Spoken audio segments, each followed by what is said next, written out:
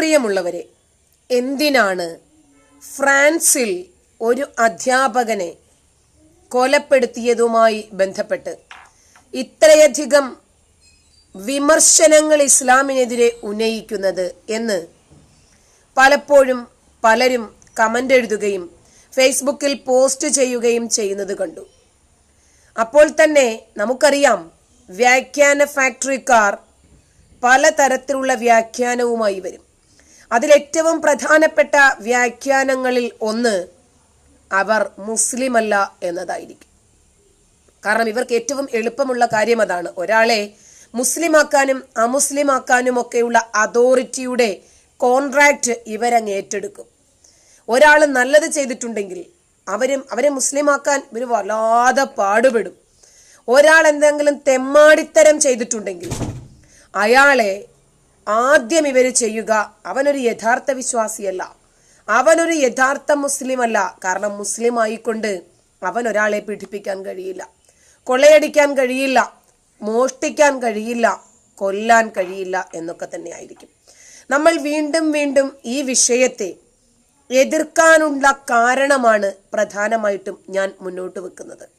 അതായത് ഖുർആനിൽ അനേകം വാചകങ്ങളുണ്ട് അന്യമത വിരോധം പ്രചരിപ്പിക്കുന്ന, കൽപ്പിക്കുന്ന, നിർദ്ദേശിക്കുന്ന, സമാധാനത്തിന്റെ മതം എന്നറിയപ്പെടുന്ന ഇസ്ലാം മതത്തിന്റെ ഉപജ്ഞാതാവായ അള്ളാഹു ഖുർആനിൽ പലപ്പോഴും അന്യന്റെ കഴുത്ത് വെട്ടിയിട്ട് വന്നാൽ പാരിതോഷികവുമായി പൂമാലയിട്ട് സ്വീകരിക്കാൻ പെണ്ണും കള്ളും ഒരുക്കി കാത്തിരിക്കുന്ന ഒരു പടച്ച റബ്ബിനെ നമുക്ക് ഖുർആനിലൂടെ കാണാൻ സാധിക്കും. അതുകൊണ്ടാണ് നമ്മൾ ഇങ്ങനെ വിമർശിക്കേണ്ടി വരുന്നത്. അള്ളാഹു നേരിട്ട് ആകാശത്തുനിന്ന് തെരഞ്ഞെടുത്ത് മാലാഖ വഴി ഇറക്കിയ ദൈവിക സന്ദേശങ്ങളിൽ എങ്ങനെയാണ് ഇത്തരം പരാമർശങ്ങൾ കടന്നുകൂടിയത്? അവിടെയാണ് ഇതിന്റെ ദൈവികത പുനഃപരിശോധിക്കേണ്ടി വരുന്നതും ഈ ദൈവത്തിന്റെ മനസ്സും മുസ്ലിമീങ്ങളോട് മാത്രമുള്ള പക്ഷപാതിത്വവും പുനഃവിചാരണ ചെയ്യപ്പെടേണ്ടതും ആ സാഹചര്യത്തിലാണ്. ഒരു മനുഷ്യൻ അവന്റെ സഹജീവിയെ കൊന്നു, അധ്യാപകൻ എന്നുള്ളത് മാറി നിൽക്കട്ടെ,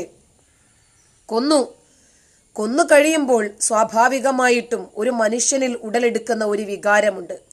അവന്റെ ജീവിക്കാനുള്ള അവകാശത്തെ തട്ടിയെടുത്തതിന്റെ, അവന്റെ അത്താണിയായി കഴിഞ്ഞിരുന്ന മാതാപിതാക്കളോ മക്കളോ സഹോദരങ്ങളോ ഭാര്യയോ ഒക്കെ അന്യാധീനപ്പെട്ടു പോയതിന്റെ എല്ലാത്തിൻ്റെയും ഒരു ഗിൽറ്റി കോൺഷ്യസ് ആണ് ഒരു മനുഷ്യനിൽ ഉടലെടുക്കേണ്ടത്. എന്നാൽ ഇവിടെ ഉടലെടുത്തത് ചാരിതാർത്ഥ്യമാണ്. അതായത് തന്നെ അള്ളാഹു സൃഷ്ടിച്ചു വിട്ടതിന്റെ ലക്ഷ്യം ഏതാണ്ട് താൻ പൂർത്തീകരിച്ചിരിക്കുന്നു എന്നുള്ള ചാരിതാർത്ഥ്യമാണ് സഹജീവിയുടെ കഴുത്തു മുറിച്ചെടുത്ത് ആ ഇറ്റി വീഴുന്ന ചോരത്തുള്ളികളിലൂടെ ഒരു സെൽഫി എടുക്കാൻ ഒരു മനുഷ്യന് സാധിക്കുന്നുവെങ്കിൽ ആ മനുഷ്യന്റെ ബാക്ക്ഗ്രൗണ്ട് കൂടുതൽ നമ്മൾ വിമർശിക്കുക തന്നെ ചെയ്യും. കാരണം അവനൊരു സമാധാന മതത്തിന്റെ വക്താവാകുമ്പോൾ ഇരട്ടിയായി നാം അത് പഠിക്കേണ്ടിയിരിക്കുന്നു. അവനെ അത് ചെയ്യിപ്പിച്ചതിന് പിന്നിലുള്ള ചേതോവികാരം എന്താണ് അവനെ പ്രേരിപ്പിച്ച ഘടകം? അതായത് അള്ളാഹു തന്നെ അള്ളാഹുവിനെയും അവന്റെ റസൂലിനെയും ആരാണോ ധിക്കരിക്കുന്നത് എന്ന് പറഞ്ഞുകൊണ്ടാണ് പലപ്പോഴും ഖുർആനിൽ പല വാചകങ്ങളും ഉള്ളത്. അപ്പോൾ അള്ളാഹുവും അവന്റെ റസൂലും എന്ത് കാര്യമാണോ പറഞ്ഞത് അതങ്ങനെ തന്നെ നടപ്പിലാക്കണം, അതങ്ങനെ തന്നെ അംഗീകരിക്കണം. അതല്ലാത്തവൻ ജീവിക്കാനോ ജീവിതത്തിനോ സമാധാനത്തിനോ സന്തോഷത്തിനോ അർഹനല്ല എന്ന് വാനലോക സൃഷ്ടാവ് പ്രഖ്യാപിക്കുന്നിടത്താണ് പ്രതിഷേധങ്ങളുള്ളത്. ഇതെന്തു മതമാണപ്പ? അപ്പോൾ മനുഷ്യൻ തന്നെ വാളെടുത്ത് വകവരുത്തുന്നതിനേക്കാൾ, കത്തിയെടുത്ത് കുത്തിക്കൊല്ലുന്നതിനേക്കാൾ, മൂർച്ചയേറിയ ആയുധം ഉപയോഗിച്ച് തലഛേദിക്കുന്നതിനേക്കാൾ എത്രയോ നല്ലത് കുൻ എന്ന് പറഞ്ഞാൽ ഉടനെ ഉണ്ടാകാൻ അനായാസം സാധിക്കുന്ന ഒരു രക്ഷിതാവിന് കുൻ എന്നങ്ങ് ഉണ്ടാക്കിയാ പോരായിരുന്നോ? എന്തേ ചോദിക്കില്ലേ സ്വാഭാവികമായിട്ട്? ജോസഫ് മാഷിന്റെ കൈ കൊച്ചു കേരളക്കരയിൽ വെട്ടിയപ്പോൾ എത്ര പ്രതിഷേധങ്ങളാണ് ഉയർന്നു വന്നത്? നമ്മളത് മനസ്സിലാക്കണം. കാരണം സ്വന്തം പാർട്ടി പോലും മുസ്ലിങ്ങളെ പ്രീണിപ്പിക്കാനായിരുന്നു അന്ന് മത്സരിച്ചിരുന്നത് ജോസഫ് മാഷിന്റെ. സഭ പോലും അദ്ദേഹത്തെ കൈവിട്ടു. സ്വന്തം ഭാര്യ പെൻഷനുമില്ല, ഇദ്ദേഹത്തിന്റെ ജീവനും അപകടത്തിൽ. ആത്മഹത്യ ചെയ്തു സലോമി. ഒരു കുടുംബത്തെ ഒന്നടങ്കം ഇവർ ഛേദിച്ചു കളഞ്ഞപ്പോൾ എന്തേ നവോത്ഥാന നായകരൊക്കെ ഉറങ്ങുമായിരുന്നോ? അവരൊക്കെ നാവിനും തൂലികയ്ക്കും വ്രതമനുഷ്ഠിച്ച് കാത്തിരിക്കുകയായിരുന്നോ? ഇനിയും ഇവിടെ ആവർത്തിക്കേണ്ടത് ഫ്രാൻസ് ആണ്.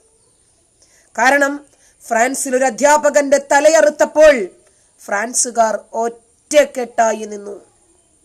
എന്തേ, മനുഷ്യന് ആവിഷ്കാര സ്വാതന്ത്ര്യമില്ലേ? ഒരു കാർട്ടൂൺ മാസികയിൽ പ്രസിദ്ധീകരിച്ച എന്താണ് അദ്ദേഹം അഭിപ്രായ സ്വാതന്ത്ര്യത്തെക്കുറിച്ച് ക്ലാസ് എടുത്ത സന്ദർഭത്തിലാണ് അധ്യാപകൻ അത് പറഞ്ഞത്. അത് പറഞ്ഞ ഉടനെ തന്നെ വൈകാരികത കൊണ്ട് നിയന്ത്രിച്ച അദ്ദേഹത്തെ വിമർശിക്കാൻ ഈ കേരളക്കരയിൽ എത്ര മാമാക്കാരും മുന്നോട്ട് വന്നു. അതാണ് നമുക്ക് വേണ്ടത്. ഒരുപാട് മാധ്യമങ്ങളുണ്ട്, എന്തിനും വ്യാഖ്യാനങ്ങളുമായിട്ട് മാമാ ഫാക്ടറിക്കാരുണ്ട്. എന്തേ പുറത്തു വന്നില്ല? ഇദ്ദേഹത്തെ വ്യാഖ്യാനിക്കാൻ, ഇദ്ദേഹത്തെ വെളുപ്പിക്കാനാണ് മുന്നോട്ട് വന്നത്. അതിനായിരുന്നില്ല. അതിന് നമ്മളൊരു കഥയൊക്കെ വായിക്കുകയുണ്ടായല്ലോ. ഇതിന് ലളിതമായ വ്യാഖ്യാനം വരിക ഇങ്ങനെയാണ്. ഇവർ രണ്ടുപേരും തമ്മിൽ നേരത്തെ അഭിപ്രായ വ്യത്യാസം ഉണ്ടായിരുന്ന ആൾക്കാരായിരുന്നു. അങ്ങനെ അതിലുള്ള ഈ അധ്യാപകൻ പ്രകോപിതനായി സംസാരിക്കുകയും ഒക്കെ ചെയ്തു. അങ്ങനെ ഇവർ തമ്മിൽ സംസാരിച്ചുകൊണ്ടിരിക്കുന്നതിനിടയിൽ മുകളിലത്തെ ഫാൻ ലീഫ് പൊട്ടി അവിടെ കഴുത്തിൽ വീണു, കഴുത്തു മുറിഞ്ഞു. ഈ അധ്യാപകനാണെങ്കിലോ 2-3 ദിവസം കഴിഞ്ഞിട്ട് ഇസ്ലാം മതം സ്വീകരിക്കാൻ കാത്തിരിക്കാൻ. ഇപ്പൊ ഐൻസ്റ്റീനെ തന്നെ നമ്മൾ അറ്റമുറിച്ച് ഇസ്ലാമാക്കി എത്ര ആൾക്കാരുണ്ട് ഇവിടെ. അപ്പോൾ എല്ലാ നാസയിലാണെങ്കിൽ കുറെ അധികം സയന്റിസ്റ്റുകൾ തന്നെയുണ്ട്. മുസ്ലിങ്ങൾ സയന്റിസ്റ്റുകൾ. അവരാണ് ഡംബോഡിയം കൊയോക്സ് എന്ന് പറഞ്ഞ് ഈച്ചയിൽ അടങ്ങിയിരിക്കുന്ന ദ്രാവകമൊക്കെ കണ്ടെത്തിയ ഉക്രൈൻ എന്ന ശാസ്ത്രജ്ഞനെയൊക്കെ കണ്ടെത്തിയില്ലേ? അങ്ങനെ എല്ലാ തരത്തിലുള്ള കണ്ടുപിടുത്തങ്ങൾക്കും മുസ്ലിങ്ങൾ മുന്നിൽ തന്നെ ഉണ്ടാകും. അപ്പോൾ ഇദ്ദേഹത്തെ അമുസ്ലിമാക്കാനും ഇദ്ദേഹം യഥാർത്ഥ വിശ്വാസിയല്ല എന്ന് പറയാനും ഇവിടെ നമ്മുടെ കൊച്ചു കേരളക്കരയിൽ ധാരാളം ആൾക്കാരുണ്ടായി. അപ്പൊ ഖുർആനിലെ ഇത്തരം വിദ്വേഷ വാചകങ്ങളല്ലേ ഇദ്ദേഹത്തിന് പ്രചോദനം നൽകിയത്? അമുസ്ലിമീങ്ങൾ മാലിന്യമാണ് എന്ന് പറയുന്ന ഖുർആൻ വാചകമില്ലേ? അമുസ്ലിമീങ്ങളെ നിങ്ങൾ ഉറ്റമിത്രങ്ങളായി കാണാൻ പാടില്ല എന്ന് പറയുന്ന ഖുർആൻ വാചകങ്ങളില്ലേ? ഈ വാചകമല്ലേ ശരിക്കും നമ്മുടെ സമൂഹത്തിൽ നിന്ന് റെഡ്യൂസ് ചെയ്യപ്പെടേണ്ടത്? 1400 വർഷങ്ങൾക്ക് മുമ്പ് നൂല് വഴിക്ക് അള്ളാഹു ഇറക്കി തന്ന ഗ്രന്ഥമാണ്. അതുകൊണ്ട് അതിന്റെ വള്ളിക്കോ പുള്ളിക്കോ വ്യത്യാസം വരുത്താൻ പാടില്ല എന്ന് പറയുന്നിടത്ത ചേതോ വികാരം എന്താണ്? നമുക്ക് 1-2 പ്രതികരണങ്ങളൊന്ന് കേൾക്കാം. ആദ്യമായി നമ്മൾ കേൾക്കാൻ പോകുന്നത് ബഹുമാനപ്പെട്ട അബ്ദുൽ അലി മാഷ്. അദ്ദേഹം കാലങ്ങളായി ഏതാണ്ട് 45 വർഷങ്ങളായി യുക്തിവാദ പ്രസ്ഥാനത്തിൽ ഉറച്ചു നിൽക്കുന്ന ഒരു വ്യക്തിയാണ്, എഴുത്തുകാരനാണ്.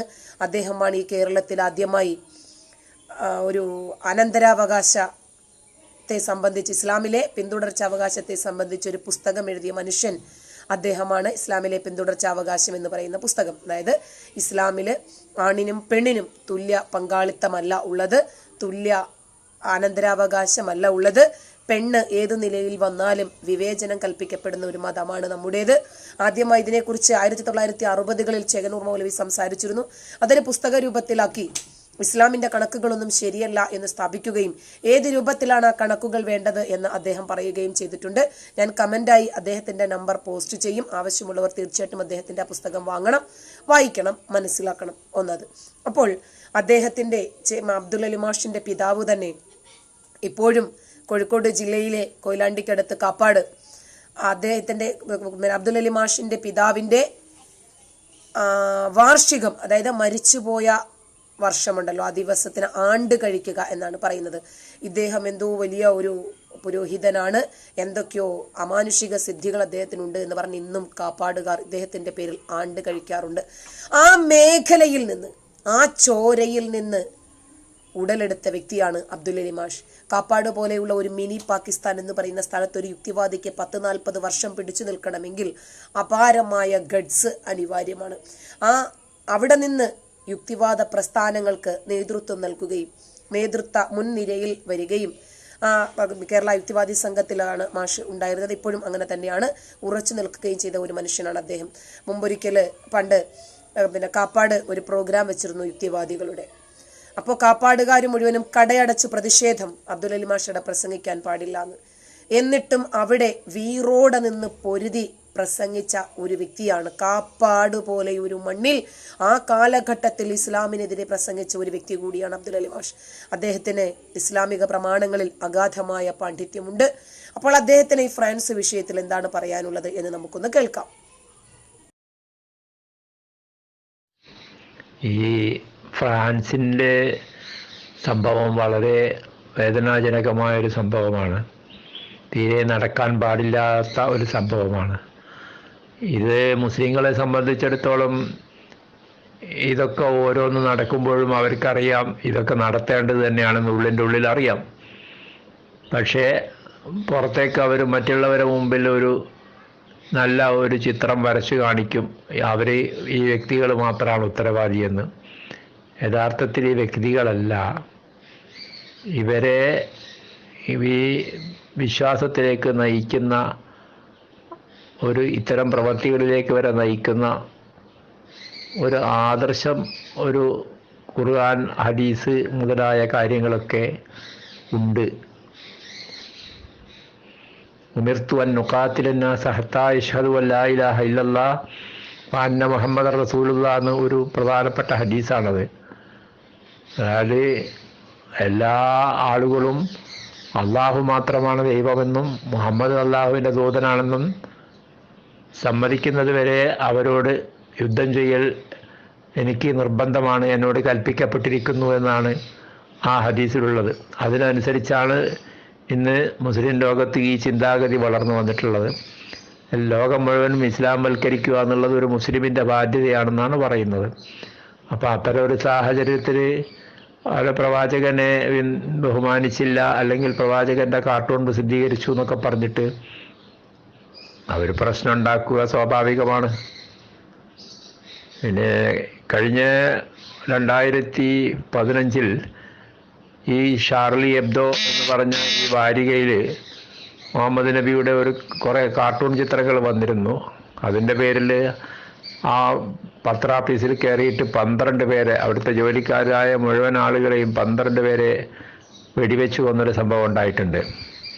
ആ സംഭവത്തിന് കഴിഞ്ഞിട്ട് ഇപ്പോൾ ആ സംഭവത്തിൻ്റെ കേസ് വിചാരണയ്ക്ക് വന്നിരിക്കുകയാണ്.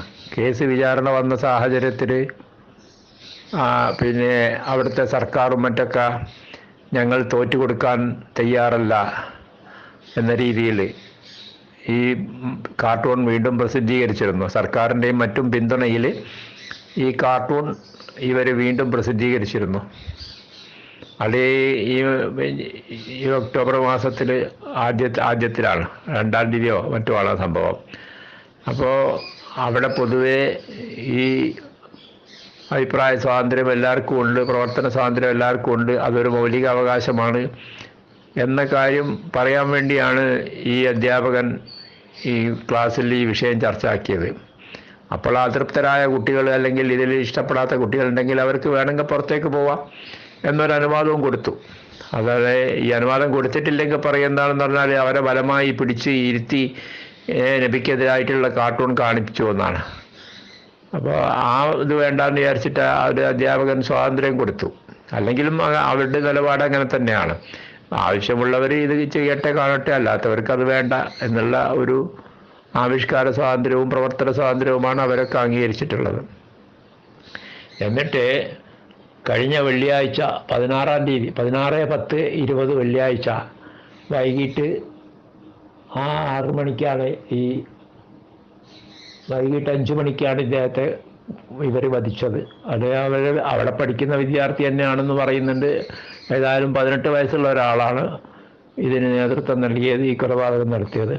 എന്നിട്ട് പോലീസ് വന്നിട്ട് ഇയാളോട് കീഴടങ്ങാൻ പറഞ്ഞപ്പോൾ അയാൾ കീഴടങ്ങിയില്ല എന്ന് മാത്രമല്ല, തോക്കെടുത്ത് പോലീസിനെ വെടിവെക്കാനുള്ള ശ്രമം നടത്തുകയും ചെയ്തു. അപ്പോൾ ഗത്യന്തരമില്ലാതെ പോലീസ് ഇയാളെ വെടിവെച്ച് കൊല്ലുകയാണ് ഉണ്ടായത്. അബ്ദുള്ള എന്നാണ് ഈ കക്ഷിയുടെ പേര്. ഇതിലുള്ള രസം, ഒരു ചിന്തനീയമായ വേറൊരു കാര്യം എന്ന് പറഞ്ഞാൽ, റഷ്യയിൽ നിന്ന് ഇവർക്ക് ഒരു സ്വാതന്ത്ര്യമില്ല, അവിടെ അവർക്ക് ജീവിക്കാൻ സാധിക്കുന്നില്ല എന്ന് പറഞ്ഞിട്ട് അവിടെ അനാവശ്യമായ കലാപങ്ങൾ ഉണ്ടാക്കിയിട്ട് ചെച്ചനിയ പ്രദേശത്തു നിന്ന് അവർ അഭയാർത്ഥികളായിട്ട് വന്നതാണ് ഫ്രാൻസിൽ.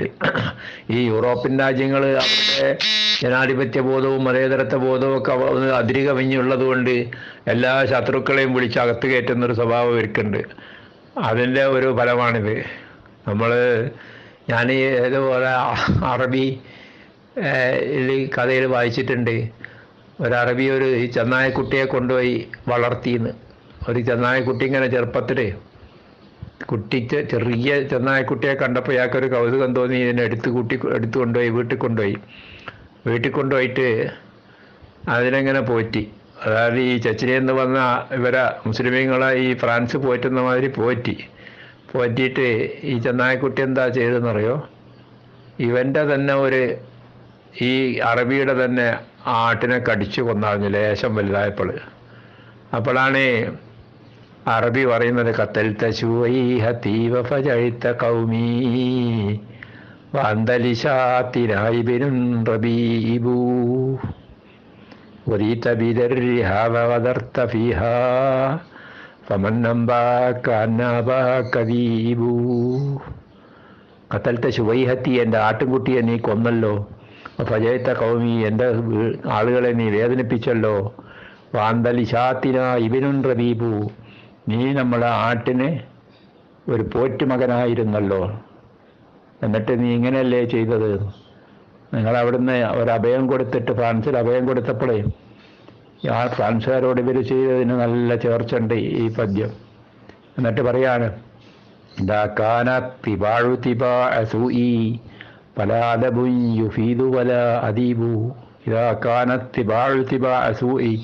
ചീത്ത പ്രകൃതം ജന്മനാ കിട്ടിപ്പോയാൽ പല അദബും യുഫീദു വല അദീബു, ഒരു സാഹിത്യകാരനും ഒരു സാഹിത്യവും അവർക്ക് പ്രയോജനപ്പെടുകയില്ല. എന്നിട്ട് അറബി ചോദിക്കുന്നുണ്ട്,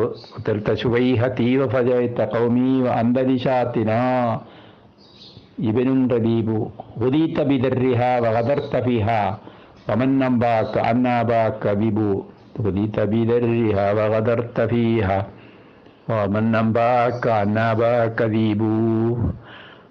അതിൻ്റെ പാലിലാണ് നീ വളർന്നത്. ഉദീത ബിദർരിഹ, ഈ ആട്ടിൻ്റെ പാലാണ് നിനക്ക് ഭക്ഷണമായി തന്നത്. വഗദർത ഫീഹാ, അതിൽ നീ ചതിച്ചല്ലോ. വമൻ നബാക അന്നബാക ബിബു, നിന്റെ തന്ത ഒരു ചെന്നായാണെന്ന് നിന്നോട് ആര് പറഞ്ഞു എന്ന് ചെന്നായോട് ചോദിക്കുകയാണ്. അപ്പം ചെന്നായ ലേശം ഒന്ന് വലുതായപ്പോൾ അത് കടിച്ചു ആട്ടുംകുട്ടനെ. അപ്പോൾ അത് പറയാണ്, പിന്നെ പ്രകൃത്യാ തന്നെ മോശമായിട്ടുള്ള ഇത് വളർന്നു പോയി കഴിഞ്ഞാൽ, അതായത് അതിൻ്റെ ചെന്നായൻ്റെ സഹജ സ്വഭാവം ഉണ്ടല്ലോ, ആ സ്വഭാവം ഒരു നിലക്കും മാറ്റാൻ കഴിയില്ലല്ലോ എന്ന് പറഞ്ഞ് അറബി വിലപിക്കുകയാണ് ഈ പദ്യത്തിൽ. അതുപോലെയാണ് ഹുല്ലു മൗലൂദി യൂലദ് വലൽ ഫിത്രത്തി എന്ന് പറയുന്നല്ലോ. എല്ലാ മുസ്ലിമും ജനിക്കുന്നത്, എല്ലാ മനുഷ്യനും ജനിക്കുന്നത് മുസ്ലിമായിട്ടാണെന്നാണ്. യഥാർത്ഥത്തിൽ അങ്ങനെയല്ല, എല്ലാ മനുഷ്യനും മുസ്ലിമായിട്ടല്ല ജനിക്കുന്നത്. പക്ഷേ ചെറുപ്പത്തിലെ ഈ മതബോധം തലയിൽ അടിച്ചേൽപ്പിച്ചാൽ ജനിച്ച് വീഴുമ്പം തന്നെ ബാങ്കും ഇഖാമത്തും, അതിനുശേഷം പിന്നെ ഓരോ ചടങ്ങുകൾ, ഒരു 7-ാം ദിവസം മാർക്ക കല്യാണം, പിന്നെ 40-ാം ദിവസം വേറെ ഒന്ന്, 6 വയസ്സാവുന്നു 5 വയസ്സാവുന്നു നോക്കി ഒരു മദ്രസ ചേർക്കൽ, ഇങ്ങനെ ഓരോ രീതികളിലൂടെ ഇവരിലിങ്ങനെ ഇത് അരച്ച് ഇടിച്ച് കലക്കി കൊടുക്കല്ലേ. അപ്പം അത് ആ കുട്ടിൻ്റെ തലയിൽ കയറിപ്പോയി. അപ്പം പിന്നെ വേറെ ഒരു നല്ല പുരോഗമനപരമായ ആശയങ്ങൾ, ജനാധിപത്യപരമായ ആശയങ്ങളൊന്നും ഇവരെ മനസ്സിൽ പോകില്ല. പിന്നെ ഖുർആനിലെ വചനങ്ങളാണെങ്കിൽ ഇത് മുഴുവനും ഇങ്ങനെ തന്നെയല്ലേ. ഖുർആനിലെ വചനം വിചാരിച്ചിട്ടല്ലേ നമ്മുടെ പ്രൊഫസർ TJ ജോസഫിൻ്റെ കൈ വെട്ടിയത്. ഞാനും ഇത്രത്തോളം ഇവർ ഖുർആനിൻ്റെ പിന്നാലെ പോകുന്നു അന്ന് എനിക്ക് തോന്നിയിരുന്നില്ല. അപ്പോൾ ഇതെന്താണ് ഞാൻ കൈയും കാലും വെട്ടിയതെന്ന് പറയുന്നത് പെട്ടെന്ന് എനിക്ക് ഓർമ്മയില്ല. അപ്പോൾ കൈയും കാലും വെട്ടുന്നത് ഇന്നമാജദാവുല്ല ദീനയു ഹാരിബൂലല്ലാഹ എന്നുള്ള ആയത്തുണ്ടല്ലോ ഖുർആനിലെ, ആ ആയത്ത് വെച്ചിട്ടാണ് ഇവർ ചെയ്തത്. ഇന്നമാജദാവുല്ല ദീനയു ഹാരിബൂലല്ലാഹ വറസൂലഹു എന്നുള്ള ആയത്തുണ്ടല്ലോ, ആ ആയത്താണ് ഇവർക്ക് പ്രചോദനമായത്. അത് പ്രകാരമാണ് ഈ കൈവെട്ടിയെന്ന് ഈ പത്രത്തിൽ വന്നപ്പോഴാണ് എൻ്റെ പോലും ശ്രദ്ധ അങ്ങോട്ട് പോയത്. കാരണം നമ്മളൊക്കെ ഇതൊക്കെ വായിച്ചിട്ടും പഠിച്ചിട്ടുണ്ടെങ്കിലും ഇങ്ങനെയൊക്കെ ഇവർ ക്രൂരമായ നിലപാട് സ്വീകരിക്കുമോ? മനുഷ്യന്മാരല്ലേ, നമ്മുടെ ജനാധിപത്യ രാജ്യത്തല്ലേ എന്നുള്ളതാണ്. പിന്നെ മാജിദാവുല്ലദീന യുഹാരിബൂനല്ലാഹ വറസൂലഹു വയസ്അഊന ഫിൽ അർളി ഫസാദൻ യുഖത്തലു വയുസല്ലബു വതുഖത്തഅ ഐദീഹിം وأرجلهم من خلاف أو ينفوا في الأرض ذلك لهم خزي في الدنيا ولهم في الآخرة عذاب أليم എന്ന് 5-ാം അധ്യായത്തിലെ 33-ാം വാക്യത്തിൽ പറയുന്നുണ്ട്. അതെന്നാണ് അർജുലഹും മിൻ ഖിലാഫിൻ ഓ തുഖത്ത ഐദീഹിം അർജുലഹും മിൻ ഖിലാഫിൻ, അവരുടെ കൈയും കാലും എതിർദിശയിൽ നിന്ന് മുറിക്കുക എന്നാണ് പറഞ്ഞിട്ടുള്ളത്. അപ്പോൾ അങ്ങനെ എതിർദിശയിൽ നിന്ന് മുറിക്കുകയാണ്. പിന്നെ നമ്മളെ പാവപ്പെട്ട ഫാറൂഖിനെ 2017 മാർച്ചിലാണ് അവിടെ വിളിച്ചു വരുത്തിയിട്ട് കൊന്നത്. യുക്തിവാദി എന്ന് പറഞ്ഞുകൊണ്ട് എന്തോ ഒരു പോസ്റ്റ് ഇട്ടുകൊണ്ട് തമിഴ്നാട്ടിലെ കോയമ്പത്തൂർ ഉക്കടയിൽ രാത്രി വീട്ടിൽ നിന്ന് 11 മണിക്ക് പെട്രോൾ തീർന്നു പോയി, സ്കൂട്ടറിന് കുറച്ച് പെട്രോൾ വേണമെന്ന് പറഞ്ഞ് ഏറ്റവും അടുത്ത സുഹൃത്താണ് അയാൾ വെട്ടിക്കൊന്നത്. ഈ ചകനൂർ മൗലവിൻ്റെ കഥ നമ്മളെ കേരളത്തിലെ എന്നും എല്ലാ ആളുകൾക്കും ചിന്തിക്കാൻ വക നൽകുന്നൊരു സംഭവമാണ്. രാത്രി വീട്ടിൽ നിന്ന് ഖുർആൻ ക്ലാസ് എന്ന് പറഞ്ഞ് ഇറക്കിക്കൊണ്ടുപോയി ചതിച്ചു കൊന്നതാണ്. ഇതൊക്കെ ഈ വ്യക്തികളും ഇവരുമായിട്ട് യാതൊരു പ്രശ്നത്തിലും വ്യക്തിപരമായി ഒരു ആലോക്യവുമില്ല. മറ്റൊരു പ്രശ്നത്തിൽ ഇവർ തമ്മിൽ ഒരു പ്രശ്നവും ഇല്ലതാണ്. മറ്റൊരു കാര്യത്തിൽ ഇവർ തമ്മിൽ ഒരു പ്രശ്നവുമില്ല. പക്ഷേ ഇവർ അള്ളാഹുവിൻ്റെ കൽപ്പന ലംഘിക്കുന്നുണ്ട്, അള്ളാഹുവിനെതിരായിട്ട് അല്ലെങ്കിൽ ഖുർആനെതിരായിട്ട് സംസാരിക്കുന്നുണ്ടെന്നുള്ള തെറ്റ് മാത്രമാണ് ഇവർ ചെയ്തിട്ടുള്ളത്. അപ്പോൾ ഈ രീതിയിലാണ് ഇവരുടെ നടത്തിപ്പ്. ഇതിനെ സംബന്ധിച്ച് നമ്മൾ ചെയ്യേണ്ട ഒരു പരിഹാരം എന്ന് പറഞ്ഞാൽ ഈ മതപരമായ വ്യാഖ്യാനങ്ങൾ നിലനിൽക്കുന്ന ഈ വചനങ്ങളുണ്ടല്ലോ, മതപരമായ പരിഷ്കരണപരമായ വ്യാഖ്യാനങ്ങൾ നടത്തിയിട്ട് ശരിയാക്കുന്നുണ്ട് കുറേ വാചകങ്ങൾ. ആ ശരിയാക്കൽ അത് പറഞ്ഞത് അത് ഉപരിതലത്തിൽ മാത്രമാണ്. അത് ശരിയാക്കുന്നവർക്ക് തന്നെ അറിയാം ഇത് യഥാർത്ഥത്തിൽ അതല്ല എന്നുള്ളത്. അപ്പോൾ ഇതിൻ്റെ അടിസ്ഥാനം നിൽക്കുന്നത് മതത്തിൻ്റെയും അതിൻ്റെ പ്രമാണങ്ങളുടെയും വിശ്വാസത്തിലാണ്. ആ പ്രമാണങ്ങൾക്ക് പേറി നടക്കുന്ന കാലത്തോളം, ആ വിശ്വാസം കൊണ്ട് നടക്കുന്ന കാലത്തോളം ഇതൊന്നും മാറ്റിയെടുക്കാൻ കഴിയുകയില്ല. ലോകത്തൊട്ടാകെ 1,41,000 ആളുകളെ 16 വർഷം കൊണ്ട് ഈ മുസ്ലിം തീവ്രവാദികൾ കൊന്നിട്ടുണ്ടെന്നാണ് അതിൽ അധികൃതമായി വന്നിട്ടുള്ള കണക്ക്. 1,41,000 പേരെ 16 കൊല്ലം കൊണ്ട്. പിന്നെ ഈ സാഹിത്യപരമായിട്ടും അല്ലെങ്കിൽ വിജ്ഞാനത്തിൻ്റെ എന്തെങ്കിലും പ്രശ്നങ്ങളുടെ പേരിലുള്ള കൊലപാതകം മുമ്പേ നടന്നതാണ്. സ്വാതന്ത്ര്യസമരത്തിൻ്റെ മുമ്പ് തന്നെ സ്വാതന്ത്ര്യസമരം നടക്കുന്ന കാലത്ത് സ്വാമി ശ്രദ്ധാനന്ദൻ എന്ന ആള് സംഗീല റസൂൽ എന്ന് പറഞ്ഞ് നബിനെ വിമർശിക്കുന്ന ഒരു കൃതി ഉണ്ടാക്കിയെന്നും പറഞ്ഞിട്ട് ഒരു കൊലപാതകം നടന്നിട്ടുണ്ട്. അന്ന് മഹാത്മാഗാന്ധി പറഞ്ഞാണ് ഇസ്ലാം തൽവാർ കി മദ്ഹബ് ഹേ എന്നാണ് അദ്ദേഹം ചോദിച്ചത്. ഗാന്ധിജിയുടെ ഒക്കെ ഒരു പരിചയക്കാരനായിരുന്നു ഈ സ്വാമി ശ്രദ്ധാനന്ദൻ. ഒരു പരിഷ്കർത്താവാണ് അയാൾ. മുസ്ലിം ഹിന്ദുക്കളിൽ ഒരു പുരോഗമന വിഭാഗത്തിൻ്റെ ആളാണ്. ദയാനന്ദ സരസ്വതിൻ്റെ ഒരു സ്വന്തക്കാരനോ അദ്ദേഹത്തിൻ്റെ ഒരു പിന്തുടർച്ചക്കാരനോ ആണ് ഈ ശ്രദ്ധാനന്ദൻ. ദയാനന്ദ സരസ്വതി എന്ന് പറഞ്ഞ അയാൾ സത്യാർത്ഥ പ്രകാശം എഴുതിയിട്ടുള്ള ആളാണ്. അതിലും മുസ്ലിങ്ങളെയും ക്രിസ്ത്യാനികളുടെയും വിശ്വാസങ്ങളൊക്കെ ചോദ്യം ചെയ്യുന്നുണ്ട്. അപ്പോൾ ഏതായാലും സ്വാമി ശ്രദ്ധാനന്ദനെ കൊന്നിട്ട് അന്ന് തന്നെ പ്രശ്നം ഉണ്ടായിട്ടുണ്ട്. പിന്നെ അതേ തരത്തിൽ നബിയെ വിമർശിച്ചെന്നും പറഞ്ഞ് 3-4 പേരാ സ്വാതന്ത്ര്യത്തിൻ്റെ ആ സമരം നടക്കുന്ന കാലത്ത് കൊലപാതകം നടത്തിയിട്ടുണ്ട്. അപ്പം ഇത് ഇവർക്ക് ഇന്നും നിലയുള്ളതല്ല. പിന്നെ ജാമ്യതൊക്കെ അറിയാലോ, മറ്റേ എന്താണ് ബിന്ദു മർവാനോ, അസ്മാ ബിന്ദു മർവാൻ്റെ ഒക്കെ കൊലപാതകത്തെ പറ്റി അറിയാലോ. അപ്പം ഇതിനൊക്കെ എന്ന് പറഞ്ഞാൽ ഈ ഇസ്ലാം ചരിത്രത്തിലും ഹദീസിലും ഖുർആനിലും ഒക്കെ ന്യായമായ പ്രമാണമുണ്ട്. എങ്ങനെയെങ്കിലും ഒന്ന് മരിച്ച് സ്വർഗത്തിലെത്തി കടന്ന് കിട്ടിയാൽ മതി എന്ന് വിചാരിക്കുന്ന ഒരു ചിന്താഗതി എന്ന നിലയ്ക്ക് ഒരു ചിന്താഗതി ഈ യുവാക്കളുടെ മനസ്സിൽ ഇവർ കുത്തിവെക്കുകയാണ്. അവർ മറ്റ് കാര്യങ്ങളൊന്നും ചിന്തിക്കാത്ത വിധത്തിൽ ഇതിനു വേണ്ടി മാത്രം ഷഹീദാകാൻ പോവുകയാണ്. നമ്മളെ കാസർഗോഡ് ജില്ലയിൽ നിന്ന് പാലക്കാട്ടു നിന്നും മറ്റേ അങ്ങനെ പല സ്ഥലത്തു നിന്നും കുറേ ആളുകൾ പോയില്ലേ, അഫ്ഗാനിസ്ഥാനിലും യമനിലും സിറിയയിലൊക്കെ. അവരൊക്കെ പ്രേരിപ്പിക്കുന്നത് ഈ ഖുർആനും മതഗ്രന്ഥങ്ങളുമാണ്. നേർക്ക് നേരെ ഇത് പഠിച്ചാൽ മതി, വേറെ ഒരു വ്യാഖ്യാനവും ആവശ്യമില്ല. അപ്പുറം വ്യാഖ്യാതാക്കൾ പലതും പറഞ്ഞിട്ടുണ്ടെങ്കിൽ അതിൻ്റെ ടെസ്റ്റുമായിട്ട് അത് ബന്ധപ്പെടുന്നില്ല. അത് അവർക്ക് വ്യാഖ്യാതാവിന് എന്തും പറയാം. പക്ഷേ ടെസ്റ്റിൽ എന്താണുള്ളതെന്ന് പറയാൻ ഈ ദേശം അറബി പഠിക്കുമ്പോഴത്തേന് മനസ്സിലാവുമല്ലോ. അപ്പോൾ ഒരു നല്ല മുസ്ലിം ആവണമെങ്കിൽ ഞാൻ ഇങ്ങനെയൊക്കെ ചെയ്യണം എന്ന് വിചാരിച്ചിട്ടാണ് ഇവർ പുറപ്പെടുന്നത്. അതുകൊണ്ട് ശക്തമായ മതവിരുദ്ധ പ്രചരണം അനിവാര്യമായിരിക്കുന്നു. ഇസ്ലാം മത പ്രചരണം വിശേഷിച്ചും അനിവാര്യമായിരിക്കുന്നു. മറ്റു മതങ്ങൾ ഇത്രയധികം അപകടകരമായി വേറെ ഒരു മതവുമില്ല. ഇസ്ലാം മതം. യുക്തിവാദികൾ പറയുമ്പോൾ യുക്തിവാദത്തെ വളർത്താനാണെന്ന് പറയും. എന്നാൽ മുഹിദ്ദീൻ ഷാ ഖാദിരി എന്ന പേരിൽ ധാരാളം ഫേസ്ബുക്ക് പോസ്റ്റുകൾ എഴുതുകയും വിവിധ വിഷയങ്ങളിൽ അപ്പപ്പോൾ പോസ്റ്റുകൾ എഴുതി പ്രതികരിക്കുകയും ചെയ്യുന്ന റഷീദ് വൈദ്യരാണ് അടുത്ത പ്രതികരണത്തിനുള്ളത്. അദ്ദേഹത്തിന് എന്താണ് പറയാനുള്ളത് എന്ന് നമുക്കൊന്ന് കേൾക്കാം. ഫ്രാൻസിലെ അധ്യാപകൻ്റെ തലയറുത്തു കൊന്ന സംഭവം ആഗോളതലത്തിൽ തന്നെ വലിയ പ്രയാസങ്ങൾ സൃഷ്ടിക്കുകയാണ്. സമാധാനത്തിന് വലിയ തരത്തിലുള്ള ഭംഗം അത് വരുത്തിയിട്ടുണ്ട്. ഇതാണ് അതിൻ്റെ സംഭവം. അധ്യാപകൻ്റെ തലയറുക്കുന്നു. അധ്യാപകൻ്റെ തലയറുക്കാൻ കാരണമായത് അവിടെയുള്ള ചാർലി ഹെബ്ദോ എന്ന് പറയുന്ന കാർട്ടൂൺ മാഗസിനിൽ വന്ന ചിത്രങ്ങൾ അഭിപ്രായ സ്വാതന്ത്ര്യത്തെ പറ്റി പഠിപ്പിക്കുമ്പോൾ അധ്യാപകൻ പ്രദർശിപ്പിച്ചതാണ്. അഭിപ്രായ സ്വാതന്ത്ര്യം, അതാണ് അധ്യാപകൻ അവിടെ പഠിപ്പിച്ചിരുന്നത്. ഈ സംഭവത്തെ തുടർന്ന് വിദ്യാർത്ഥി അധ്യാപകൻ്റെ കഴുത്തറക്കുകയും അതുമായി ബന്ധപ്പെട്ട് രാജ്യത്തെ തീവ്രവാദ പ്രവർത്തനങ്ങൾ അഥവാ സ്വതന്ത്രമായ അഭിപ്രായ പ്രകടനത്തിനും അതുമായി ബന്ധപ്പെട്ട ജനാധിപത്യത്തിനും സ്വതന്ത്ര സമൂഹത്തിനൊക്കെ വെല്ലുവിളിയാകുന്ന തരത്തിലുള്ള പ്രവർത്തനങ്ങൾ അവിടെ നടക്കുന്നു. പ്രത്യേകിച്ച് ഫ്രാൻസ് എന്ന് പറയുന്നത് ലോകത്തിന് വെളിച്ചം നൽകിയ രാജ്യമാണ്. ഫ്രഞ്ച് വിപ്ലവത്തിലൂടെ. ഫ്രഞ്ച് വിപ്ലവമാണ് ഇന്ന് നാം ആധുനിക ലോകത്ത് കാണുന്ന സർവ്വ മൂല്യങ്ങൾക്കും അടിസ്ഥാനപരമായി നിലകൊള്ളുന്നത് ഫ്രഞ്ച് വിപ്ലവമാണ്. ആ നാടാണ് ഈ ഫ്രാൻസ് എന്ന് പറയുന്നത്.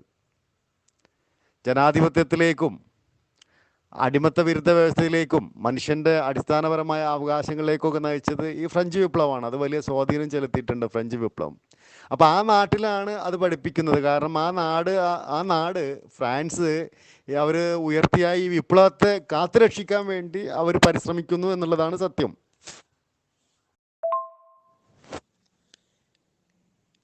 ലോകത്തിന് മുഴുവൻ ശാന്തിയും സമാധാനവുമായിട്ടാണ് ഓരോ പ്രവാചകന്മാർ അല്ലെങ്കിൽ ആ ഒരു നബി വരുന്നത്. ആ നബി എങ്ങനെയാണ് ഈ ലോകത്ത് പ്രയാസങ്ങൾ ഉണ്ടാകുന്നതിൻ്റെ വേണമെങ്കിൽ ലോക മഹായുദ്ധത്തിലേക്ക് നയിക്കാവുന്ന തരത്തിലാണ് ഈ പറയുന്ന കഴുത്തറക്കൽ വിഷയം വികസിച്ചിട്ടുള്ളത്. പല രാജ്യങ്ങളും ഫ്രാൻസിനെതിരായിട്ടുള്ള ബഹിഷ്കരണങ്ങൾ തുടങ്ങിക്കഴിഞ്ഞിട്ടുണ്ട്. ഫ്രാൻസ് തുർക്കി അതുപോലെ തന്നെ പാകിസ്ഥാൻ പോലുള്ള ചില സഖ്യകക്ഷികളുമായി ഈ വിഷയവുമായി ബന്ധപ്പെട്ട് ഇടഞ്ഞിട്ടുണ്ട്. ഇനിയും കൂടുതൽ സംഭവിച്ചേക്കാം. ഈ ഒരു സംഭവം ഇതുപോലുള്ള പല സംഭവങ്ങളും പല രാജ്യങ്ങളിലും ആവർത്തിക്കുമ്പോൾ അവിടെയൊക്കെ ഇത്തരം ക്രിമിനൽ എലമെൻറ്റ്സുകളെ അവർ നിയന്ത്രിക്കാൻ ശ്രമിക്കുമ്പോൾ മതത്തിൻ്റെ പേരും പറഞ്ഞുകൊണ്ട് പുറമേ നിന്നുള്ള ആളുകൾ അവരെ സപ്പോർട്ട് ചെയ്യുമ്പോൾ സ്വാഭാവികമായിട്ടും അന്താരാഷ്ട്ര തലത്തിലുള്ള സമാധാനത്തിന് പോലും ഇതെല്ലാം വിഘ്നം ഉണ്ടാക്കും. അപ്പോൾ എന്തുകൊണ്ടാണ് സമാധാനത്തിന് വേണ്ടി അല്ലെങ്കിൽ ശാന്തിക്ക് വേണ്ടി വന്നിട്ടുള്ള ഈ പ്രവാചകന്മാർ എന്തുകൊണ്ട് ഇതുപോലുള്ള ആളുകളുടെ കൈകൾ കൊണ്ട് ലോക സമാധാനത്തിന് വലിയ വിലങ്ങുതടിയാണ് എന്ന് ചിന്തിക്കുന്ന ആളുകളെ കൊണ്ട് പറയിപ്പിക്കുന്നു എന്ന് വളരെ ആലോചിക്കേണ്ട വിഷയമാണത്. അതിൻ്റെ കാരണം ഇവർ നബിയെ പിന്തുടരുന്നു എന്നുള്ളതാണ്. നബിയെയാണ് പിന്തുടരുന്നത്. ഇവർ റിസാലത്തിനെ അഥവാ റസൂലിനെ ദിവ്യ സന്ദേശത്തിനല്ല പിന്തുടരുന്നത്. ഇവർ പിന്തുടരുന്നത് ആ കാലഘട്ടത്തിൽ ജീവിച്ച ആ കാലഘട്ടത്തിൽ മറ്റുള്ള എല്ലാവരും പോലെ. ഇപ്പം നബി ജീവിച്ച പോലെ തന്നെയാണ് അന്ന് മറ്റുള്ള എല്ലാവരും ജീവിച്ചത്. ആ രീതി തന്നെയാണ് അവർ പല്ല് കഴിച്ചത്, ആ രീതി തന്നെയാണ് അവർ ഇരുന്നത്, ആ രീതി തന്നെയാണ് അവർ ഭക്ഷണം കഴിച്ച്, അതേ ഭക്ഷണം കഴിച്ച് അതേ വസ്ത്രമാണ് ധരിച്ചത്. ചെറിയ ചില്ലറ വ്യക്തിപരമായിട്ടുള്ള വ്യത്യാസങ്ങൾ മാത്രമേ ഉണ്ടാവുള്ളൂ എന്ന് പറയും. ഇപ്പം അബൂജഹൽ എന്ന് പറയുന്ന അബുൽ ഹക്കമായാലും മുഹമ്മദ് നബി ആയിക്കഴിഞ്ഞാലും അബൂ സുഫിയാൻ ആയിക്കഴിഞ്ഞാലും അവരുടെയൊക്കെ ജീവിത രീതി മുന്നൊന്നാണ്, ശേഷം ഒന്നാണ്, ഖദീജാബിയുടെ മുന്നൊന്നാണ്, പിന്നൊന്നാണ്, എല്ലാം ഒന്നാണ്. അതിൽ കാര്യമായ വ്യത്യാസമൊന്നുമില്ല. പക്ഷെ അവർ ആ റിസാലത്തിൻ്റെ ആ ചിന്താഗതിയിലേക്ക് വരുമ്പോൾ അവരുടെ മാനസികമായ തലത്തിലുള്ള അവരുടെ ചിന്താതലം വികസിക്കുമെന്ന് മാത്രമാണ്. പക്ഷേ ഇവരുടെ വസ്ത്രങ്ങളെയും ഭക്ഷണങ്ങളെയും വേഷങ്ങളെയും ഭാഷകളെയും ഒക്കെ നോക്കുന്ന ആളുകൾ അവരുടെ ചിന്താതലത്തിന് അഥവാ റിസാലത്തിനെ അവർ ഉൾക്കൊള്ളുന്നില്ല, അഥവാ റസൂലിനെ പിന്തുടരുന്നില്ല. അവർ നബിയെ പിന്തുടരുന്നത്. ഈ നബിയെ വിമർശിക്കുന്നത് ഇവർ എഴുതി വെച്ചുള്ള കഥകൾ അനുസരിച്ച് തന്നെയാണ്. യഥാർത്ഥത്തിൽ ഇതാണോ ദൈവിക സന്ദേശം? അത് റിസാലത്താണ്, അതിനെ പിന്തുടരുന്നില്ല. മറിച്ച് ഓരോ നബിമാരെ ഉണ്ടാക്കുകയും ആ നബി ഗുണ്ടകളായി മാറുകയും നബിക്ക് വേണ്ടി അടിക്കാനും കുത്താനും ഇതാരാ അവരോട് പറഞ്ഞിട്ടുള്ളത്? അങ്ങനെ വളരെ വിലക്ഷണമായി പോയ ലോക സമാധാനത്തിന് തന്നെ ഭീഷണിയാകുന്ന തരത്തിൽ, അതും ഈ റിസാലത്തിൻ്റെ പേര് റിസാലത്തിനെ അവഗണിച്ചുകൊണ്ട് നബിയുടെ ആളുകളായിക്കൊണ്ട് നടക്കുന്ന സാമുദായിക വർഗീയ ക്രിമിനൽ സംഘങ്ങളായി മാറുകയാണ് പലരും. അതിനു വേണ്ടി കൊണ്ട് ഹദീസുകൾ, ഈ നബിയെ സൃഷ്ടിക്കുന്നത് ഹദീസുകളാണ്. റിസാലത്ത് വളരെ സിമ്പിളാണ്, അത് വളരെ സിമ്പിളാണ്, അത് എല്ലാവർക്കും ഒന്നാണ്. പക്ഷെ നബി എല്ലാവർക്കും വേറെ വേറെ. യേശു ഈസാ നബി വേറെയാണ്, മൂസാ നബി വേറെ, മുഹമ്മദ് നബി വേറെയാണ്, ഇബ്രാഹിം നബി വേറെയാണ്. പക്ഷെ ഇവരൊക്കെ പറഞ്ഞ റിസാലത്ത് ഒന്നാണ്. പക്ഷെ ആ റിസാലത്ത് എന്താണെന്ന് നോക്കാൻ ഇവർ തയ്യാറില്ല. കാരണം ഇവർക്ക് വേണ്ടത് ഇതിൻ്റെ പേരിലുള്ള ഇവരുടെ വ്യക്തിപരമായ ആ താല്പര്യങ്ങൾ, ആ സാഹചര്യങ്ങളെ, പ്രവാചകന്മാരുടെ വ്യക്തിപരമായ ആ സാഹചര്യങ്ങൾ എടുത്തുകൊണ്ട് വലുതാക്കിക്കൊണ്ട് അതിൻ്റെ പിന്നിൽ പ്രാദേശികവും ഭാഷാപരവും ആചാര അനുഷ്ഠാനപരവുമായിട്ടുള്ള ഏതെങ്കിലും തരത്തിലുള്ള കൾട്ടുകൾ രൂപീകരിച്ചുകൊണ്ട് അതാണ് ദൈവികത എന്ന് സ്ഥാപിക്കാനാണ് എല്ലാ കാലത്തും പൗരോഹിത്യം ശ്രമിച്ചിട്ടുള്ളത്. റസൂലിനെ ആർക്കെങ്കിലും വിമർശിക്കാൻ കഴിയുമെന്ന് വെച്ചാൽ റസൂലിനെ വിമർശിച്ചോട്ടെ. റസൂലിനെ വിമർശിച്ചാൽ പ്രശ്നമല്ല. റസൂൽ റിസാലത്ത് എന്ന് പറയുന്ന ആ ദിവ്യ സന്ദേശമല്ലേ, ലാ ഇലാഹ ഇല്ലല്ലാഹു എന്ന സന്ദേശം, അതിനെ വിമർശിക്കട്ടെ. അതിനെ വിമർശിക്കാൻ കഴിയുന്ന അത്രയും വിമർശിച്ചോട്ടെ. എന്താ പ്രശ്നമുള്ളത്? ആർക്കാ പ്രശ്നമുള്ള? ഒരു പ്രശ്നവുമില്ല. കാരണം അതിനെ വിമർശിക്കണമെങ്കിൽ തന്നെ അതിനാവശ്യമായിട്ടുള്ള അറിവ് വേണ്ടേ? അതിനാവശ്യമായിട്ടുള്ള അറിവ് വേണം. അതേസമയം അതിനെ വിമർശിക്കുമ്പോൾ ആ വിമർശകരോട് അതേ സംബന്ധിച്ച് വിവരിക്കാനും വിശദീകരിക്കാനും കഴിവുള്ള ആളുകളുണ്ടാവും അത്തരം സമൂഹങ്ങളിൽ. റിസാലത്തിനെ ഉൾക്കൊണ്ട സമൂഹങ്ങളിൽ, റസൂലിനെ ഉൾക്കൊണ്ട സമൂഹങ്ങളിൽ അത്തരം ആളുകളുണ്ടാവും. ഈ ഖുർആൻ പോലും പറയുന്നത് റസൂലിനെ പിന്തുടരുന്ന, നബിയെ പിന്തുടരുന്ന ആരാ പറഞ്ഞത്? അപ്പോൾ നബിയെ പിന്തുടർന്നുകൊണ്ട് റസൂലിനെ, റിസാലത്തിനെ ഒഴിവാക്കി അവഗണിച്ച് നബിയെ പിന്തുടരുക എന്ന് വെച്ച് കഴിഞ്ഞാൽ ഏതെങ്കിലും കാലഘട്ടത്തിൽ, ഇപ്പോൾ മുഹമ്മദ് നബി ആണെങ്കിൽ അറേബ്യയിൽ 1400 വർഷങ്ങൾക്ക് മുമ്പുള്ള ആ കാലഘട്ടത്തിലെ രീതികൾ ഏതൊക്കെയെന്ന് വെച്ച് കഥകളാക്കിക്കൊണ്ട് അതിൻ്റെ പേരിൽ കഥകൾ മെനഞ്ഞുകൊണ്ട് അത് സത്യമാണ് ധരിക്കുക. എങ്ങനെയാണ് ഇവരെ ഒരു ചിത്രം കാണിച്ചാൽ അത് മുഹമ്മദ് നബി ആണെന്ന് പറഞ്ഞുകൊണ്ട് ഇവർ കഴുത്തറക്കാൻ പോകുന്നത്? എങ്ങനെയാണ്? അപ്പം ആരെങ്കിലും ഒരു ചിത്രം കാണിച്ചു ഇത് വൈദ്യരാണെന്ന് പറഞ്ഞു വിചാരിക്കുക, എന്നെ കണ്ടിട്ടില്ല കേട്ടിട്ടില്ല, അപ്പോൾ ഇത് വൈദ്യരാണെന്ന് പറഞ്ഞാൽ എൻ്റെ അനുയായികൾ അതിൻ്റെ പിന്നാലെ പോയി, എനിക്ക് അനുയായികളൊന്നുമില്ല, ഉണ്ടെങ്കിൽ പോവുക എന്ന് പറഞ്ഞാൽ അതിലും വലിയ ദുരിതം, അതിലും വലിയ ദുരിതം എന്നെ സംഭവിക്കാണ്ടോ? കാരണം അത് ഞാനല്ല, എൻ്റെ ആശയമല്ല. ഏതോ ഒരു ഫോട്ടോ വരച്ചിട്ട് പറഞ്ഞിക്കാരോട് എന്താണ് വൈദ്യര്, എന്താ വൈദ്യര് അങ്ങനെയായിരുന്നു ഇങ്ങനെയായിരുന്നു പറഞ്ഞാൽ അവരതിന് പിന്നാലെ പോവുകയാണ്. ഞാനും ഇവരും തമ്മിൽ എന്താ ബന്ധം? എൻ്റെ ഫോട്ടോ അല്ല, എൻ്റെ ആശയമല്ല, എനിക്ക് ഒരു ബന്ധമില്ല അവരായിട്ട്. എന്നിട്ട് അവർ പറയുന്നത് വൈദ്യരുടെ ആളുകളാണ്. അതേപോലെയാണ് ഈ നബിവാദികൾ റസൂലിൻ്റെ പേര് പറഞ്ഞുകൊണ്ടിരിക്കുന്നത്, അത് ദൈവത്തിൻ്റെ അള്ളാഹുവിൻ്റെ പേര് പറഞ്ഞുകൊണ്ടിരിക്കുന്നത് ഈ രീതിയിലാണ്. അപ്പോൾ ഈ രീതിയിൽ എന്താ പറയുക, ക്രിമിനലൈസ് ചെയ്യപ്പെട്ട ഒരു സൊസൈറ്റി, അതിൽ വളരെ വളരെ ക്രിമിനലൈസ് ചെയ്യപ്പെടുന്ന ആളുകളുണ്ട്. പ്രത്യേക വഹാബികൾ, മൗദൂദികൾ തുടങ്ങിയ ആ തരത്തിലുള്ള ആശയങ്ങളുള്ള ഒരുപാട് ആളുകളുണ്ട്. ഇവരൊക്കെയും പിന്തുടരുന്നത് ആരെയാണ്? ഇവരൊക്കെയും ഏതോ നബിയെ. അത് നബിയെ എന്ന് പറഞ്ഞാൽ അവർക്കൊരു സംസ്കാരമാണ്. ആ സംസ്കാരം ഈ മുഹമ്മദ് നബിക്ക്, റസൂൽ മാത്രമല്ല ഉള്ളത്, ആ കാലഘട്ടത്തിൽ ജീവിച്ച മനുഷ്യരുടെ മുഴുവൻ സംസ്കാരമാണ്. ആ സംസ്കാരത്തിനെയാണ് ഇവർ പിന്തുടരുന്നത്. അപ്പോൾ തീർച്ചയായിട്ടും ഇവർ അക്രമികളായി മാറാതിരിക്കുന്നത് എങ്ങനെയാണ്? ഇനി ഇവർ പറയുന്ന കഥകൾക്ക് എന്താണ് ഈ ഒരു സത്യതയുള്ളത്? ഇപ്പോൾ മുഹമ്മദ് നബിയുടെ പേരിൽ ഇവർ പറയുന്നത് ഹദീസുകളാണ്. വിമർശകരും പറയുന്നത് ഹദീസുകൾ തന്നെ. വിമർശകർക്ക് ഈ ഹദീസ് കഥകൾ 6 വയസ്സിൽ കെട്ടി 18 പെണ്ണുങ്ങളുണ്ടായിരുന്നു, അത്രയും അടിമ സ്ത്രീകളുണ്ടായിരുന്നു, ഇത്രയും ശരീരം ആശയ സമയത്ത് നൽകിയിരുന്ന ആളുകളുണ്ടായിരുന്നു, ഇത്രയും വെട്ട്, ഇത്രയും കുത്ത്, ഈ കഥകളൊക്കെ എവിടെ നിന്നാണ്? ഈ കഥകളൊക്കെ ഇതേപോലെ ഒരു ഭാവനയിലും മറ്റുമൊക്കെ ആയിട്ട് നബിയെ പിന്തുടരാൻ വേണ്ടി ഉണ്ടാക്കിയതാ. നബിയെ പിന്തുടർന്ന് പിഴച്ചുപോയ വിഭാഗങ്ങളാണ് ഇവർ. പക്ഷേ അവർ മുസ്ലിങ്ങളാണെന്ന് പറഞ്ഞുകൊണ്ടിരിക്കുന്നു, അതിൻ്റെ പേരിൽ തന്നെ ഭിന്നിക്കുന്നു, അടിക്കുന്നു, തല്ലുന്നു, കുത്തുന്നു. ഏത് മുസ്ലിങ്ങൾ? റസൂലിനെ പിന്തുടരാതെ എങ്ങനെ മുസ്ലിം ആവുക? അപ്പോൾ ഈ രീതിയിലുള്ള ആളുകളിൽ നിന്ന് ഈ റിസാലത്തിനും ദൈവത്തിനും അവൻ്റെ പ്രവാചകന്മാർക്കും ദൂതന്മാർക്കും ഒക്കെ എതിരായിട്ടുള്ള പ്രവൃത്തികൾ ഇവരിന്ന് വരിക എന്നുള്ളത് വളരെ സ്വാഭാവികമായിട്ടുള്ള സംഭവമാണ്. ആ സ്വാഭാവികമായിട്ടുള്ള സംഭവത്തിനെ ആ രീതിയിൽ തന്നെ ആളുകൾ കാണുകയും ആ രീതിയിൽ തന്നെ അതിനോട് പ്രതികരിക്കുകയും ചെയ്യേണ്ടതുണ്ട് എന്നുള്ളതാണ്. അപ്പോൾ മറ്റൊരു വിഷയം, ഇപ്പോൾ ഹദീസുകളെ പറയുകയാണെങ്കിൽ മുഹമ്മദ് നബിയുമായി ബന്ധപ്പെട്ട് ജീവിച്ചത് കച്ചവടത്തിലുള്ള അവരുടെ മുഹമ്മദ് നബിയുടെ കച്ചവടത്തിലുള്ള അവരുടെ അതിൻ്റെ അത് ഖദീജ ബീവിയായിരുന്നു. അതിന് മുന്നേ ആ നാട്ടുകാരി എന്നുള്ള രീതിയിൽ ഇവർ അറിയുന്നതാണ്. പ്രത്യേകിച്ച് ഖദീജ ബീവിനെ മുഹമ്മദ് നബിക്കും അറിയായിരുന്നു. കാരണം അവർ ഒരു പ്രാമാണികതയുള്ള സ്ത്രീയായിരുന്നു. മക്കയിൽ അവരുടെ ആ ഗോത്രത്തിൽ തന്നെ, ഖുറൈശി ഗോത്രത്തിൽ തന്നെ അവർ വളരെയധികം പ്രാമാണികതയുള്ളൊരു സ്ത്രീയായിരുന്നു. മുഹമ്മദ് നബിയായിട്ട് ജീവിച്ചു. അവർ ഭാര്യ ഭർത്താക്കന്മാരായി ജീവിച്ചു. മുഹമ്മദ് നബിയുടെ മക്കളുടെ ഉമ്മയായിരുന്നു. മക്ക കാലഘട്ടത്തിൽ അവരുടെ മുഹമ്മദ് നബിയുടെ പ്രബോധന കാലഘട്ടത്തിൽ വേറെ വിവാഹമൊന്നും കഴിച്ചില്ല, ഒറ്റ ഭാര്യയായിരുന്നു. പക്ഷേ ഇവരിൽ നിന്ന് പറഞ്ഞ് മറ്റുള്ള ആളുകൾ കേട്ട് വന്ന് പകർത്തിയ ഒരു ഹദീസ് പോലും ഈ നബിയെ പിന്തുടരുന്നവരുടെ മുന്നിലില്ല. നബിവാദികളുടെ മുന്നിൽ ഖദീജ ബീവിയിൽ നിന്ന് അവർ പറഞ്ഞതായിട്ട്, അവർ മുഹമ്മദ് നബിയെ പറ്റി പറഞ്ഞതായിട്ട് വന്ന ഒരു ഹദീസുകൾ പോലും ഇല്ലാനുള്ള സത്യം. പച്ച നോണല്ലേ ഈ ഹദീസുകളിൻ്റെ ഏറ്റവും വലിയ തെളിവാണല്ലോ അത്. കാരണം ഒരു ഹദീസെങ്കിലും, കാരണം പലരും വിചാരിക്കുന്നത് മുഹമ്മദ് നബി മരിച്ചപ്പോൾ ഉടനെ മേടിച്ച് എഴുതി വെച്ച ഹദീസ് എന്ന്, അങ്ങനെ ഒന്നല്ല. മുഹമ്മദ് നബിയുടെ മരണശേഷം 200ഓളം വർഷങ്ങൾ കഴിഞ്ഞ്, അല്ലെങ്കിൽ അതിൻ്റെ ഇടക്ക് പല രീതിയിൽ അദ്ദേഹവുമായി സഹവസിച്ചിട്ടുള്ള ആളുകളുമായി സഹവസിച്ചവരിൽ നിന്നും അവരുമായി സഹവസിച്ചവരിൽ നിന്നും അവരോട് സഹവസിച്ചവരിൽ നിന്നും അങ്ങനെ സഹവസിച്ചവരിൽ നിന്നും അവസാനം ബുഖാരിയോ അതുപോലുള്ള എഴുത്തുകാരും അതുപോലുള്ള കഥാകാരന്മാരൊക്കെ എത്തുമ്പോൾ ആരൊക്കെ ഉണ്ട് പറഞ്ഞതും കേട്ടതൊക്കെ ആയിട്ടുള്ള ആളുകൾ, നുണക്കഥകളും നേരുകഥകളും പറഞ്ഞിട്ടുള്ള ആളുകൾ, അവരിൽ നിന്ന് പകർത്തിയതാണിത്, ഈ ഹദീസ്.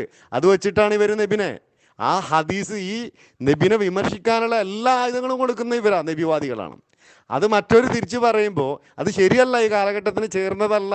ആ അറേബ്യൻ 1400 വർഷത്തെ മുന്നത്തെ സംസ്കാരം ഇപ്പോൾ ഉയർത്തിപ്പിടിക്കണ്ട, അത് മോശമാണ് എന്ന് പറഞ്ഞു കഴിഞ്ഞാൽ, അങ്ങനെ ആര് ചിന്തിച്ചു കഴിഞ്ഞാൽ അവരുടെ കഴുത്തറക്കാൻ പോവുക എന്ന് പറഞ്ഞാൽ ഇവരെക്കാളും വളരെ ഏതെങ്കിലും തരത്തിൽ ഇതിനേക്കാളും മുഴുവൻ അധപ്പതിക്കാൻ ഏതെങ്കിലും മനുഷ്യന്മാരുണ്ടോ ബുദ്ധിപരമായിട്ട്?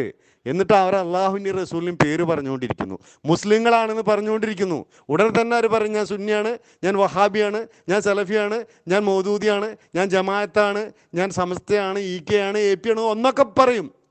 എന്നിട്ട് അതൊക്കെ കഴിഞ്ഞ ഉടനെ പറയും മുസ്ലിമാണെന്ന്. ഒരു വെളിച്ചമില്ല, ഒരു വെളിവില്ല, വെളിപാടുമില്ല. ഇത്തരം ആളുകൾ നാട്ടിൽ കുഴപ്പമുണ്ടാക്കിക്കൊണ്ടിരിക്കും എന്ന് മാത്രമല്ല, അവർ റിസാലത്തിന്, ദീനുൽ ഇസ്ലാമിന്, ദൈവികമായ സന്ദേശങ്ങൾക്ക് ഒക്കെ കടുത്ത എതിരുമാണ്, അതിനെതിരെ വിലങ്ങനെ നിൽക്കുന്ന ആളുകളാണ് എന്ന കാര്യത്തിൽ ഒരു സംശയവുമില്ല. ശരിക്ക് ഇസ്ലാമിക പ്രമാണങ്ങൾ, ഇത്തരം വാചകങ്ങൾ ഇസ്ലാമിക സമൂഹം ചിന്തിക്കണം. അതിന് ഞങ്ങൾക്ക് മറുപടി പറഞ്ഞു തരണം. കയ്യോടെ കപ്പം കൊടുക്കുന്നതുവരെ നിങ്ങൾ അവരോട് യുദ്ധം ചെയ്യണം എന്ന് പറഞ്ഞത് എന്തടിസ്ഥാനത്തിലാണ്? ഇസ്ലാം മതം സ്വീകരിക്കുന്നതുവരെ നിങ്ങൾ അവരോട് യുദ്ധം ചെയ്യണം എന്ന് പറഞ്ഞത് എന്തടിസ്ഥാനത്തിലാണ്? നിങ്ങളുടെ അടുത്തു താമസിക്കുന്ന അമുസ്ലിമീങ്ങളോട് നിങ്ങൾ പരുഷമായി പെരുമാറണമെന്നും നിങ്ങളിലെ കർക്കശവും രൂക്ഷതയും അവർ കാണട്ടെ എന്നും പറഞ്ഞത് എന്തടിസ്ഥാനത്തിലാണ്? അമുസ്ലിമീങ്ങളെ നിങ്ങൾ ഉറ്റമിത്രങ്ങളായി സ്വീകരിക്കരുത് എന്ന് പറഞ്ഞത് എന്തടിസ്ഥാനത്തിലാണ്? അമുസ്ലിമീങ്ങളെ കണ്ടാൽ കണ്ടിടത്ത് വെച്ചു കഴുത്ത് വെട്ടിക്കൊല്ലാൻ പറഞ്ഞത് എന്തടിസ്ഥാനത്തിലാണ്? ഇത്തരം വാചകങ്ങൾക്കൊക്കെ നമുക്ക് മറുപടി ലഭിച്ചേ തീരൂ, അല്ലെങ്കിൽ വിമർശനങ്ങൾ ഇനിയും തുടർന്നുകൊണ്ടേയിരിക്കും. ഏത് തരത്തിലുള്ള വിമർശനങ്ങൾക്കും നിങ്ങൾ പ്രകടിപ്പിക്കേണ്ടത് അസഹിഷ്ണുതയും വെറുപ്പുമല്ല, മറിച്ച് ഇതിനുള്ള മറുപടിയാണ് നിങ്ങൾ ഞങ്ങൾക്ക് നൽകേണ്ടത്. ചോര കൊണ്ട് എത്ര നാൾ നിങ്ങൾ വെട്ടിയും കുത്തിയും കഴുത്തു വെട്ടിയും പേടിപ്പിച്ചും പീഡിപ്പിച്ചും ഭീഷണിപ്പെടുത്തിയും ഭ്രഷ്ട് കൽപ്പിച്ചും എത്ര കാലം ഈ മതത്തെ ഇങ്ങനെ വളർത്തിക്കൊണ്ടുപോകാൻ നിങ്ങൾക്ക് സാധിക്കും? അപ്പോൾ നിങ്ങൾ കൊന്നിട്ട് വന്നോളൂ, പൂമാലയിട്ട് സ്വീകരിക്കാൻ ഹാരമുണ്ടാക്കി കാത്തിരിക്കുന്ന ഒരു രക്ഷിതാവിനെ കുറിച്ച് എന്താണ് നിങ്ങൾക്ക് പറയാനുള്ളത്? ഈ രക്ഷിതാവ് വിചാരിച്ചെങ്കിൽ മനുഷ്യന്റെ ഹൃദയത്തിലേക്ക് കാരുണ്യം ഇട്ടുകൊടുത്താൽ പോരെ? ഈ മതത്തിന്റെ സമാധാനം ഇട്ടുകൊടുത്താൽ പോരെ? സമാധാന മതത്തിന്റെ സന്ദേശം ഇട്ടുകൊടുത്താൽ പോരെ? മറിച്ച് ഇങ്ങനെ കൊല്ലണമെങ്കിൽ എന്താണ് ഈ റബ്ബിന്റെ കഴിവ്? ഈ റബ്ബ് എന്താണ് അമുസ്ലിമീങ്ങളെ കുറിച്ച് കാണുന്നത്? ഇതാണ് ഇന്ന് നമുക്ക് ചോദിക്കാനുള്ളത്. അപ്പോൾ നമുക്കിനി വീണ്ടും കാണാം. നന്ദി.